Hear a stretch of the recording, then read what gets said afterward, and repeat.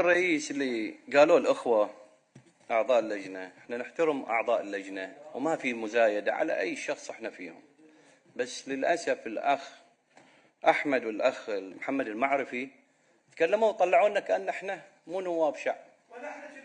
لا ما يصير انتم اليوم لجنة.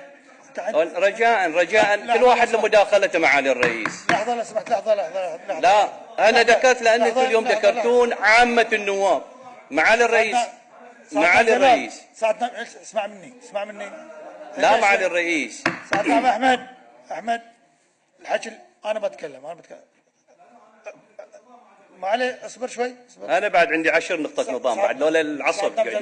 معالي الرئيس خلني اتكلم وما حد يقاطعني، انا ما قاطعت احد من ساعة للحين. معالي الرئيس لازم اتكلم، انا دوري اتكلم.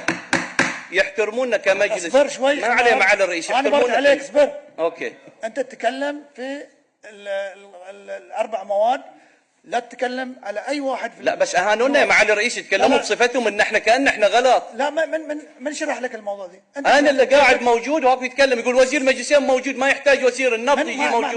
ما يصير يتكلمون كذي معالي الرئيس. عندك المرسوم نفس اللي تكلموا فيه الاخوه يا معالي الرئيس. ساعة نائب جلال لا توجه كلام حق اي نائب او رئيس لجنه. هم بعد لا يوجهون كلام للمجلس، يحترمون الزملاء، احنا محترمين الزملاء واحنا ما نسقط منهم في اللجنه، وبالعكس لهم مكانهم. اذا عندك مجال تتكلم. عندي مجال يا معالي الرئيس، عندي مجال اتكلم. تفضل على المرسوم. اي شيء يصير للمجلس الى النواب كلها ولازم اتكلم. هذه واحده، كل واحد بعد مثل ما احنا احترمنا اللجنه، ما قلنا فيه شيء غلط، لكن اما ساعة نائب جلال تكلم هاك المواد اللي موجوده يا معالي الرئيس ودان اتكلم لك في الماده 12 اللي تكلموا فيها، مي موجوده يا معالي الرئيس من التعاقد التاسيس القديم اللي موجود اللي قالوا عنه، وهذا غلط انه في حاله عدم الارباح اللي موجوده، احنا نبغى شخص مسؤول صاحب يكون اللي قاعد معاهم وزير المجلسين، لان المرسوم مثل ما قلنا المرسوم يا رفض يا موافقه. احنا قلنا عشان يجي الوزير المسؤول المختص يكون موجود هني، وقلنا للجنه تسحبه الى وجود الوزير وهو عنده ظرف طارئ، ليش ادرجوه على الجدول الاعمال؟ هي واحده.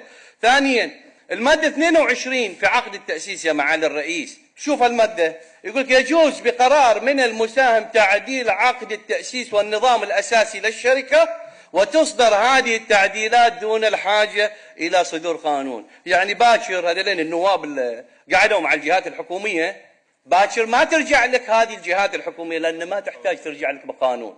شوف الاسف الشديد يا معالي الرئيس، لما انا اجي الصبح هني واطالع اللابتوبات اللي موجوده دلين او الايباد واشوف توهم ينزلون داونلود الملفات، منو حضر له قوانين ومراسيم؟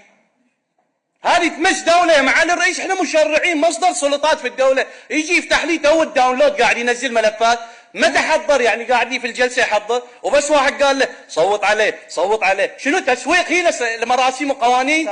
مسؤوليه كبيره معالي الرئيس في الدوله اليوم لازم يحترمونها ممثلين الشعب.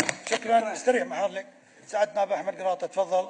اللي بيتكلم اصحاب السعاده ارجوكم، اللي بيتكلم يتكلم في المرسوم ولا يحاكي احد من النواب ولا يحاكي احد من الا الرئيس. تفضل. شكرا معالي الرئيس. طبعا ما له داعي كل مو بلازم توافق يا معالي من اللي قالك وافق. جلال لحظه اسمعك. اذا بتتكلم تكلم باذن، هاي رقم واحد. رقم اثنين، اذا انت رافض ارفض.